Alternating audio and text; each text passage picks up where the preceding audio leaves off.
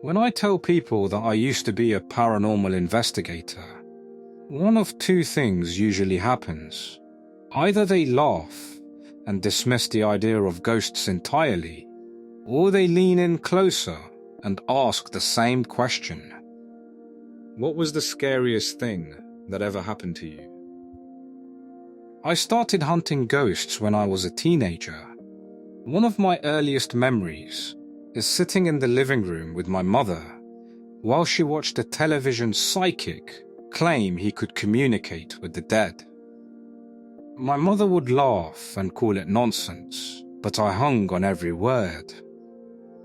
The idea that someone could speak to spirits fascinated me. As I grew older, I realized my mother was probably right. Most of those television psychics were frauds. Still, the idea of communicating with the dead never left me. Then one night, I watched a paranormal investigator stand in front of a crumbling old house and say, "Behind me is supposedly the most haunted house in the world. I'm here to find out the truth." I was captivated. The investigator wandered through dark hallways, carrying nothing but a camera and a tape recorder, asking questions into the darkness. Sometimes strange sounds echoed through the house. At the end of the episode, they played back the recordings, and faint voices seemed to answer his questions. The chills that ran down my spine were unforgettable. At that moment, I knew I wanted to do exactly what he did. So, I spent years researching the paranormal. I graduated from high school, joined online communities, and eventually earned a place on a fairly well-known ghost hunting team. We weren't television stars, but for a while, we ran one of the larger paranormal websites on the internet. Most investigations were boring. Contrary to what television suggests, paranormal activity doesn't happen every time you enter an abandoned building. More often than not, you spend hours, or even days, in empty houses and forgotten locations without experiencing anything unusual. Many television shows exaggerate or fabricate evidence to make better entertainment. Our team preferred a more cautious approach. Whenever we received reports about a supposedly haunted location, we would usually send a single investigator and an intern to scout the site before committing the entire crew. One October, we received an email about a farmhouse in the next state over. The message wasn't unusual, but the subject line was. It contained only a single word: haunted. Something about that word unsettled me. The farmhouse itself wasn't famous, but it wasn't completely unknown either. Over the years, stories had circulated about the property. Some claimed a madman had slaughtered an entire family there. Others insisted the family's daughter had gone insane and murdered her parents. No one seemed to know the truth. What was certain was that the farm had once been prosperous and was now abandoned. After a vote, I was chosen to investigate. My partner for the trip was an intern named John. At first glance, John looked intimidating, dressed in black and carrying the appearance many would describe as goth. He seemed like the type of person who would revel in the macabre. In reality, he was quiet, polite, and surprisingly gentle. He told me he'd always enjoyed creepy things, and often felt like an outsider because of it. When we arrived at the farmhouse, I wasn't impressed. It sat alone in the middle of a desolate landscape. The front door barely hung on its hinges. Inside, the air smelled of dust and rotting wood. As the sun began to set, we unpacked our equipment. John handed me a camera and a recorder, and we began exploring. One thing I always loved about paranormal investigations was the chance to step into forgotten pieces of history. Even abandoned buildings felt alive with memories.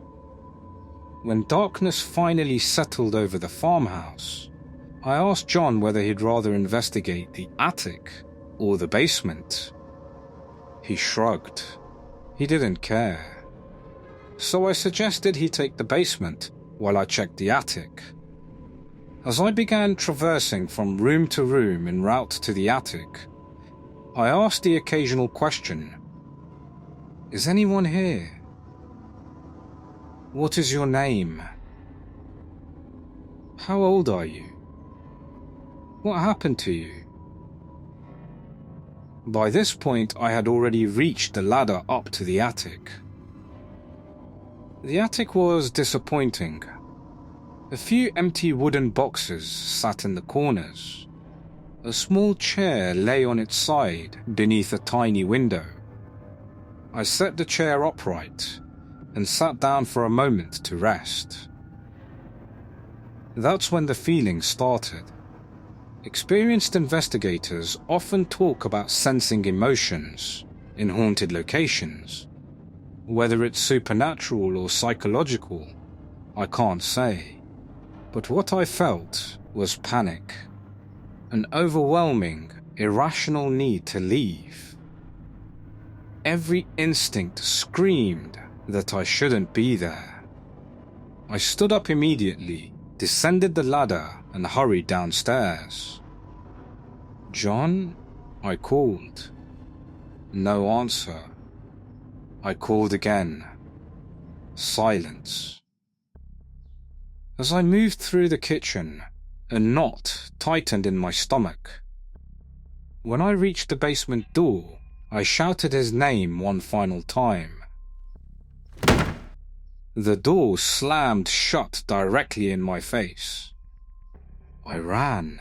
I bolted from the house and didn't stop until I reached my car. Shaking, I locked the doors and called the police. They told me officers were on the way and instructed me to stay where I was. As I sat there waiting, my breathing slowly steadied. That's when I realized I was still clutching my tape recorder so tightly that the plastic casing was beginning to creak.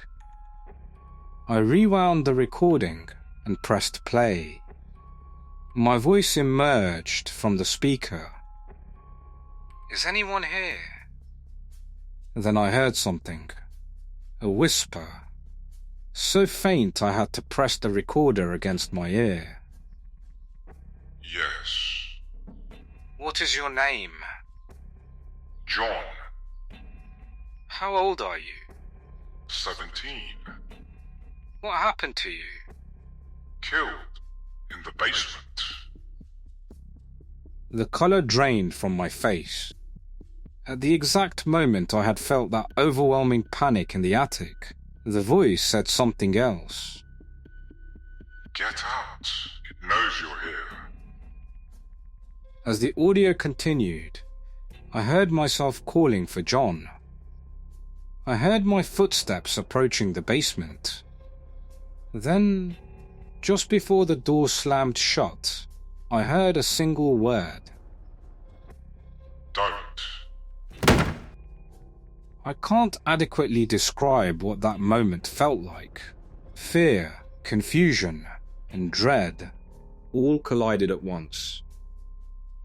Moments later, the police arrived. They searched the farmhouse from top to bottom. They found nothing.